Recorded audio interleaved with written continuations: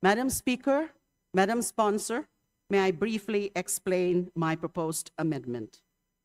Every peso in this budget is the people's money.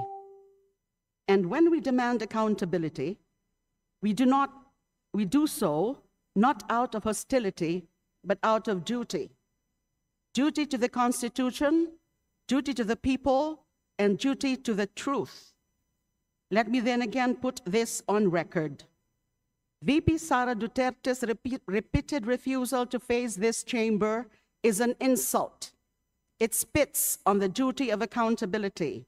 While she clings to millions in public funds, she refuses to explain. This is arrogance. Para tayong mga magulang na tinatabig at sinisigawan ng anak na tumatangging magpaliwanag kung saan napunta ang baon. Kahangalan ang magsabi na aksidente lamang ito o resulta ng pagkakamali.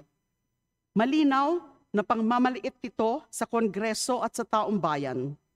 Sa madaling salita po, paulit-ulit na tayong binabastos ng Vice Presidente. Congress holds the purse, and when a child squanders the family's money without answers, the remedy is clear. Bawasan ang baon hanggang matuto. Let me be clear.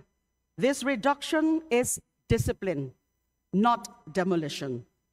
Malayo ito sa ginawa ng kanyang ama na ginamit ang budget para pahirapan ang Commission on Human Rights, a constitutional body created to defend the powerless. What we do here is different. We call out entitlement. We confront arrogance. We demand respect. Public money is not a toy. Hindi ito pabuya na pinamimigay sa mga imbentong tao na may imbentong pangalan sa mga imbentong project. It is a trust. And until the Vice President learns respect, this House must act as the parent that disciplines a brat. Alam ko po that this move will generate varied reactions. It might even be exploited by certain camps to elicit sympathy for VP Sara. Diyan naman sila magaling kadramahan. Pero hindi pwedeng mangibabaw ang drama sa kung ano ang tama, sa kung ano ang makatwiran, at sa kung ano ang nararapat sa pagtatanggol sa dignidad ng institusyong ito at ng proseso ng pambansang budget. So, Madam Speaker, Madam Sponsor, I respectfully but firmly propose the reduction of the budget of the Office of the President. Vice President. From 889.24 million to its 2025 level of 733.2 million. I so move. Maraming salamat po. Madam What Speaker, does the sponsor say?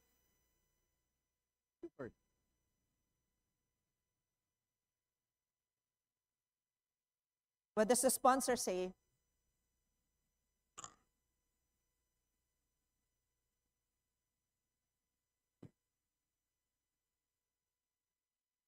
Madam Speaker, I move to suspend. Session suspended. The Honorable De Lima has an individual amendment. What does the sponsor say? Madam Speaker, the committee accepts the proposed amendment subject to the following. First, we want to protect the interests of the personnel within the Office of the Vice President.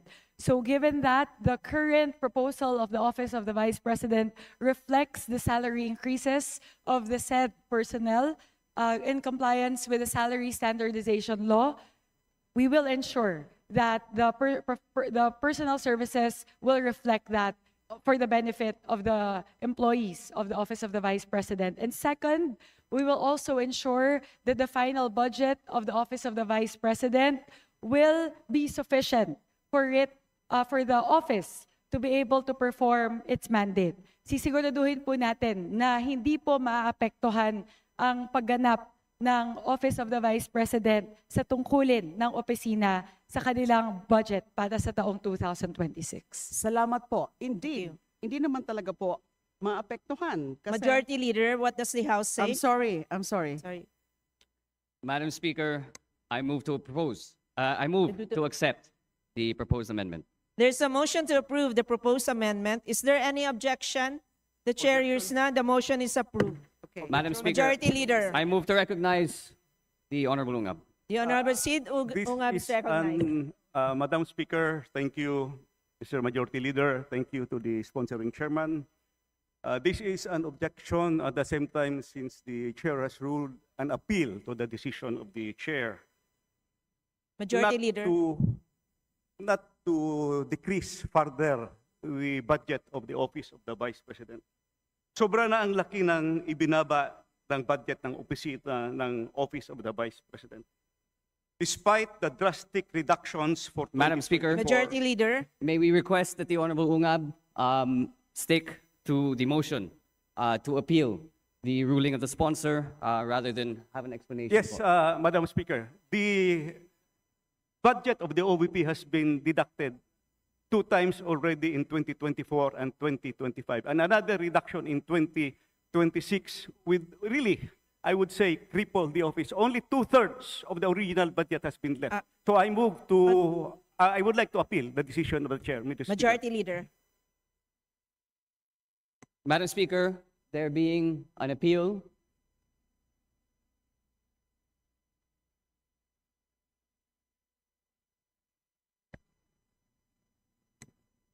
Madam Speaker, there is an appeal to the ruling of the chair to reject the proposed amendment. I now move to divide the House.